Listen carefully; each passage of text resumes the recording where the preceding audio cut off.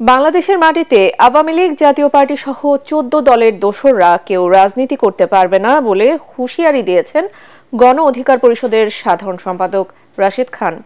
ঝিনাইদহ শিশু একাডেমি মিলনায়তনের সম্প্রীতির বাংলাদেশ গঠন ও রাষ্ট্র সংস্কারে করণীয় শীর্ষক মতবিনিময় সভায় প্রধান অতিথির বক্তব্যে তিনি কথা বলেন।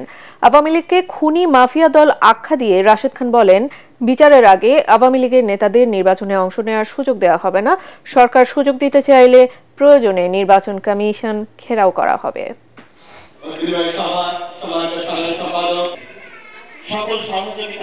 আওয়ামী লীগ একটি খুনি দল, একটি মাফিয়া দল।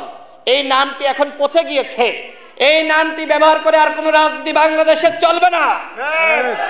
এই ঝিনাইদহে নাকি গুঞ্জন রয়েছে আওয়ামী লীগের নেতারা আগামী নির্বাচনে স্বতন্ত্রভাবে অংশ নেবে।